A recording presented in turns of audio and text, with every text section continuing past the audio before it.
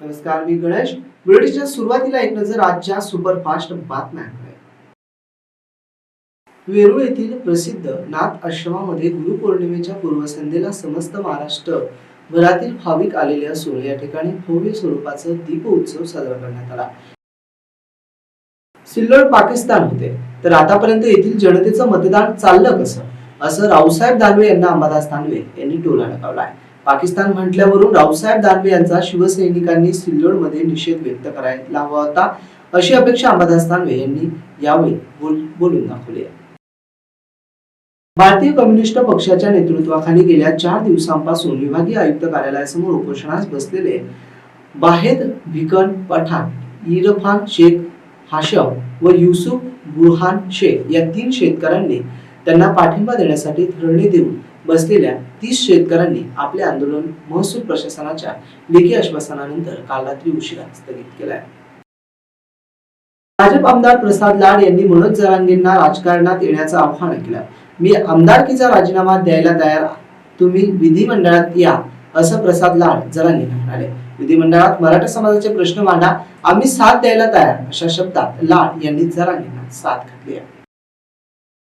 पुण्यात प्रदेश भाजपच्या अधिवेशनाला गृहमंत्री अमित शहांनी संबोधित केलं. यावेळी अमित शहांनी मराठा आंदोलनाच्या मुद्द्यावर भाष्य केलं. महाराष्ट्रात जेव्हा जेव्हा भाजप सरकार येतं तेव्हा मराठा आरक्षण मिळाल्याचं शहा म्हणाले. पवारांचं सरकार आल्यावर मराठा आरक्षण गायब झाल्याचा आरोप शहांनी केला.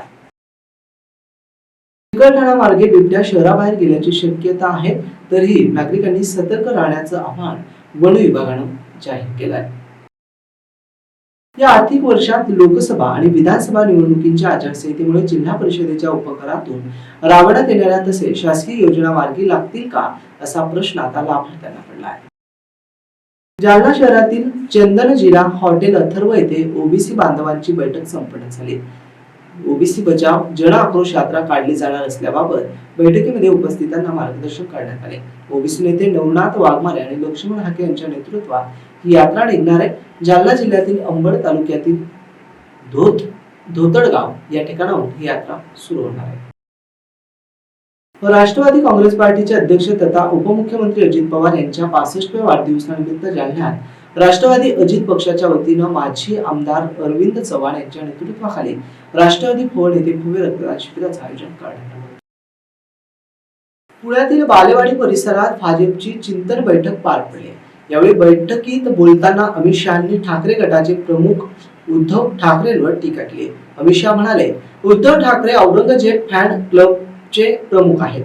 यावर टीकेवर आता ठाकरे गटाचे खासदार नागेश पाटील आष्टीकर यांनी प्रतिक्रिया दिली. अमित शहा हेच औरंगजेब फॅन क्लबचे नेते असतील, असा पलटवार त्यांनी केला. याबरोबरचे बातमीपत्र संपलं. पुन्हा भेटूया बातमीपत्राच्या पुढील भागात. तोपर्यंत पाहत राहा.